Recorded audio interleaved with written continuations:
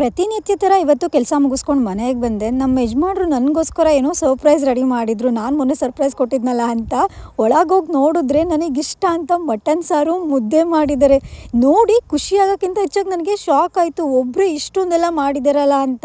Shock ಯಾಕೊತ್ತಾಗಿದ್ದು, ಇವರಿಗೆ mutton ತೊಗೊಳೋದಕ್ಕೆ ಬರೋದಿಲ್ಲ, ಅದಕ್ಕೆ ಯಾವತ್ತೂ ಇವ್ರು ಒಬ್ಬರೇ ಹೋಗಲ್ಲ. ಅದನ್ನೆಲ್ಲ ನೋಡಿ ನನಗೆ ಸರ್ಪ್ರೈಸ್ ಜೊತೆ ಶಾಕ್ ಕೂಡ ಆಯಿತು. ನೋಡೋಣ ತಡೀರಿ ಮಟನ್ ಸಾಂಬಾರು ಮಾಡೋದಕ್ಕೆ ಏನೆಲ್ಲ ಸರ್ಕಸ್ ಮಾಡಿದ್ದಾರೆ ಅಂತ. ಎಲ್ಲಿ ನೋಡು, ನೀನು ಬರ್ತಿದ್ಯಾ ನೋಡು. ಸರಿ. ಈ ಥರ ನನ್ನ ಅಮ್ಮಂಗೆ 100 ಸತಿ ಕಾಲ್ ಮಾಡಿ ಹೇಗಮ್ಮ ಮಾಡೋದು ಮಟನ್ ಸಾಂಬಾರನ್ನ ಅಂತ ಹೇಳಿಸ್ಕೊಂಡೆ. ಮೊದಲು ಗ್ರೀನ್ ಮಸಾಲ ಹಾಕಿ ಮಟನ್ನ ಫ್ರೈ ಮಾಡ್ಕೊಳ್ಳೋಕೆ ಹೇಳಿದ್ರು.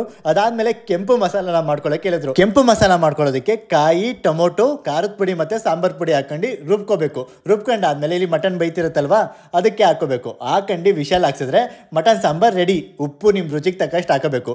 ಅದಾದಮೇಲೆ ಮುದ್ದೆ ಮಾಡೋಕ್ಕೆ ನನಗೆ ಬರ್ತಿತ್ತು, ಸುಮಾರು ದಿನ ಆಗಿತ್ತು, ಅದು ಕೂಡ ಮರ್ತೋಗಿತ್ತು.